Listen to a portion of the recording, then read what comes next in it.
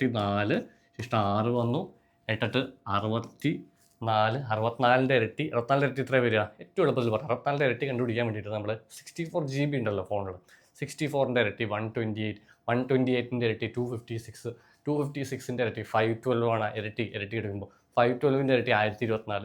അപ്പോൾ ഇങ്ങനെ നമുക്ക് ചില ടെക്നിക്സ് യൂസ് ചെയ്ത് കഴിഞ്ഞാൽ നമ്പറിനെ ഡബിൾ എടുക്കാൻ ഈസിയാണ്. അപ്പോൾ ഇതൊക്കെ നമുക്ക് എക്സാംസിൽ പ്രത്യേകിച്ച് ബാങ്ക് എക്സാമിലൊക്കെ നമുക്കിത് ഈസി ആയിട്ട് കാൽക്കുലേറ്റ് ചെയ്യാൻ പറ്റും. അപ്പോൾ നമുക്ക് 88 സ്ക്വയർ കണ്ടുപിടിക്കുകയാണ് നമ്മളിവിടെ 8 64 8 ഇരട്ടി 128 128 6 134 13 ശിഷ്ടം വന്നു 8 64 10 74 3 77 7744 നല്ല നമ്പറല്ലേ നോക്കി 7744.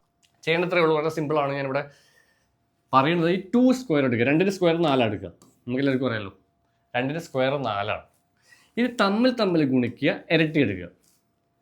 4 2 അല്ലേ 2 നമ്പേഴ്സ് ഉള്ളത്. ഈ 2 നമ്പർ തമ്മിൽ ഗുണിക്കുമ്പോൾ എത്ര വരും? 4 2 8 8ൻ്റെ ഇരട്ടി 16 16 എന്ന് എഴുതേണ്ട, ശിഷ്ടം 1 മാറ്റി വയ്ക്കുക. ഇനി 4ൻ്റെ സ്ക്വയർ പ്ലസ് 1 4ൻ്റെ സ്ക്വയർ 16 1 17 1764 46 ചെയ്ത് നോക്കാം. കുറച്ച് വലിയ നമ്പർ 46ൻ്റെ സ്ക്വയർ 66 പോസ് ചെയ്ത് നിങ്ങൾ ചെയ്ത് നോക്കാം. ശിഷ്ടം 3 7 28 6 24 നമുക്ക് 6 36 ശിഷ്ടം 3 6 24 24ൻ്റെ ഇരട്ടി 48 3 51 ഇഷ്ടം 5 അങ്ങനെ 16 5 21 21 16 കിട്ടി.